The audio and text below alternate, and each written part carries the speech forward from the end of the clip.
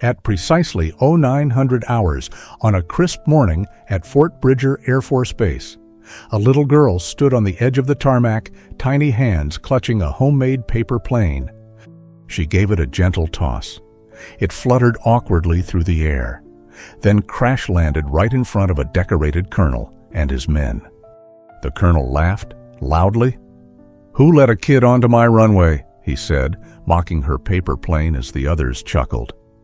But what no one knew, not the colonel, not the airman, not even the base commander, was that this little girl wasn't just playing pretend. She had something in her backpack that would leave every man on that airstrip speechless. Her official pilot license. Her name was Emma, 8 years old, barely tall enough to reach the mailbox outside her house. But if you asked her what she wanted to be when she grew up, she'd say, without blinking, a pilot, like Mom. Emma's fascination with flight began early, not with toys or cartoons, but with a shadow. Every evening, she'd stand in the backyard and watch her mother's fighter jet roar overhead as it returned to the Air Force Base nearby. The roar didn't scare her, it thrilled her. Her tiny fingers would trace the jet's path across the clouds. And when the world was quiet, she'd sit cross-legged in the grass, folding scrap paper into tiny paper planes. Each one was a promise to the sky. Someday, I'll fly too. But it wasn't easy. Her mom was deployed often, her dad wasn't around. And school? Well, school was lonely. Other kids talked about princesses and cartoons, but Emma talked about stall speed, cockpit glass, and how to fix a rudder. Her heroes weren't on TV, they were in flight suits, landing at the base just over the hill. Every weekend, she'd ride her bike to the chain-link fence that surrounded the Air Force Base. She'd sit for hours with her notebook, sketching fighter jets as they landed and took off. Sometimes, a kind mechanic would wave at her. Once, a young lieutenant even gave her a patch that said, "Future Pilot." And every day, her dream grew. She started reading manuals, real ones borrowed from the old pilot her mom used to train with. He saw something in her. "You've got the eye," he said. "You're not just dreaming it, you're learning it." By age 8, Emma could identify every aircraft at the base just by sound. She built model cockpits out of cardboard and strung up strings in her room to simulate flight controls. And then, for her 9th birthday, her mom, now back from deployment, gave her the surprise of a lifetime entry into a junior flight certification program. It wasn't just symbolic. Emma studied weather patterns, read navigation charts, even learned emergency protocols. And after months of work with a real instructor by her side, she passed the written exam. At 9 years old, she was holding a provisional pilot license for youth aviation.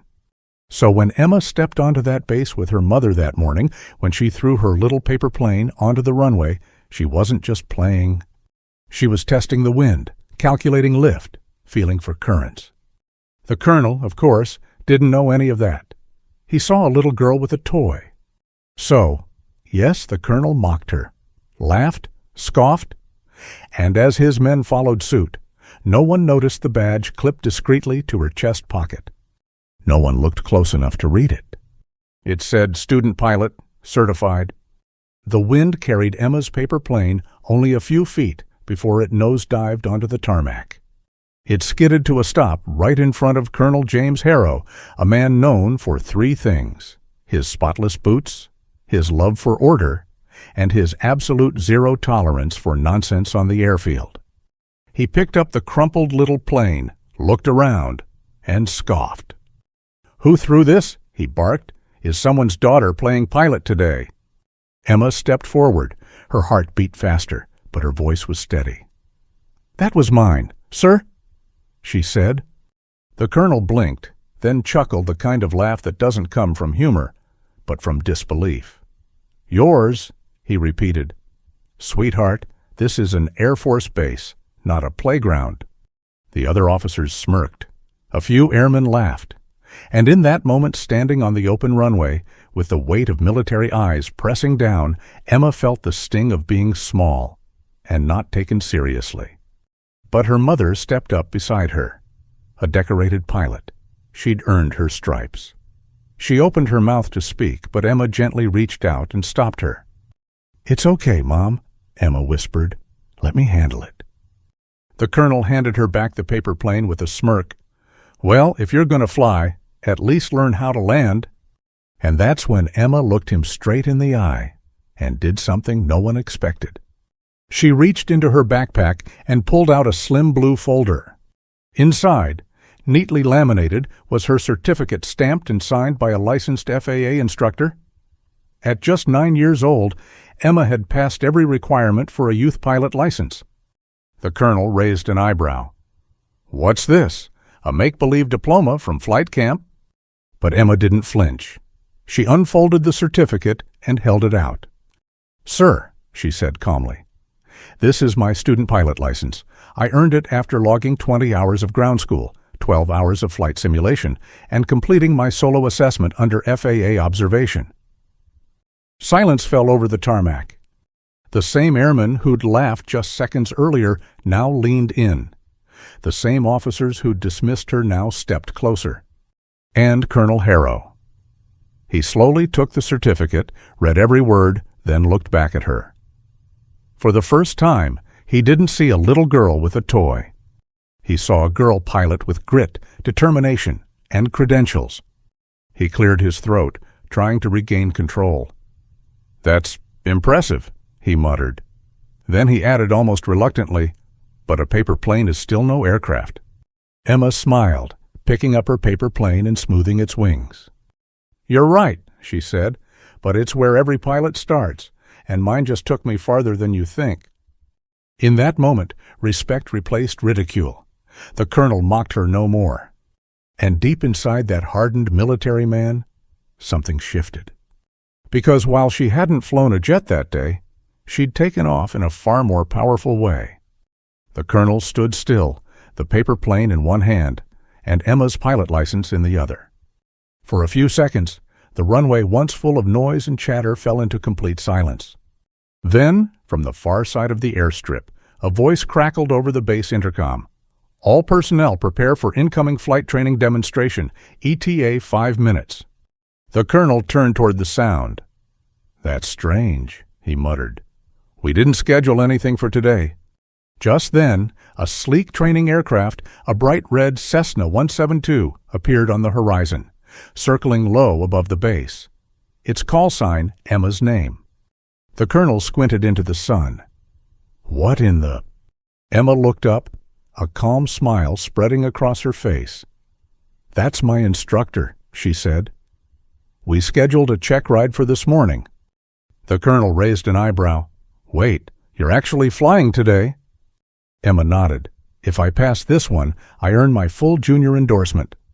The plane landed like silk. The door opened, and a tall female pilot stepped out, clipboard in hand. "Emma," she called, "ready to co-pilot." Emma turned to the colonel, who was now blinking in disbelief. "Permission to approach the aircraft, sir?" she asked. The colonel stepped aside slowly. "By all means." "Cadet," he said, his tone now utterly changed. "Permission granted." Emma walked confidently toward the aircraft. Her boots were small, her steps light, but in that moment, she walked taller than any officer on that airfield. As she climbed into the cockpit, buckled her harness, and adjusted her headset, a crowd had started to form along the fence. Technicians, lieutenants, even a few generals who had heard the chatter all now watched silently as the youngest girl pilot in the base's history prepared for takeoff. With a light hum, the Cessna began to taxi. Emma's hands gripped the yoke. Her instructor gave a nod. "Ready?" "Let's fly," she whispered. The wheels left the ground, the nose lifted, and just like the paper plane she'd thrown earlier, Emma soared into the sky. From the ground, the colonel watched. The same man who had mocked her only minutes ago now stood with his cap pressed to his chest. His eyes followed her through the clouds. And when she tipped the wings in a gentle salute, the base applauded. In all his years of service, Colonel Harrow had seen stealth bombers, supersonic jets, warbirds, and wonders of engineering. But none moved him quite like that bright red Cessna, with a 9-year-old girl pilot in the co-pilot seat, and a dream stronger than gravity. Her pilot license wasn't just a certificate. It was a declaration that no dream is too early, no voice too small, and no paper plane too weak to carry the weight of purpose. The plane circled once more over the Air Force Base, tipping its wings in a final salute. Down below, applause still echoed, but for Colonel Harrow, there was only silence. He stood where Emma had thrown that simple paper plane just an hour earlier. The memory of his own laughter of the moment he mocked a little girl with big dreams now felt far heavier than his medals. An officer approached. "Sir," he said gently, "you okay?" The colonel nodded slowly. Then, almost as if surprised by his own words, he whispered, "That wasn't a child playing. That was a pilot." Emma's flight that day wasn't televised. There were no headlines, no trophies, no grand ceremonies. But for those who were there, it changed something. On a base built for warplanes and warriors, one little girl pilot, with a provisional pilot license and a heart full of sky, reminded them what courage really looked like. 2 weeks later, the base's community board displayed a new photo, Emma in her flight suit, standing beside her instructor and mother. Above her head was a quote from Amelia Earhart. "The most difficult thing is the decision to act. The rest is merely tenacity." Right below the photo, in crisp letters, someone had added a new title, Honorary Cadet, Fort Bridger Air Force Base. You see, dreams don't always roar like jet engines. Sometimes they flutter like a paper plane in the wind. They start small, quiet, easy to dismiss, until one day they take off. And the same people who once mocked them are the first to salute when they fly. So if you've got a dream, no matter how young you are, no matter how many people laugh at your paper wings, hold on to it. Because the sky doesn't belong to the loudest or the strongest.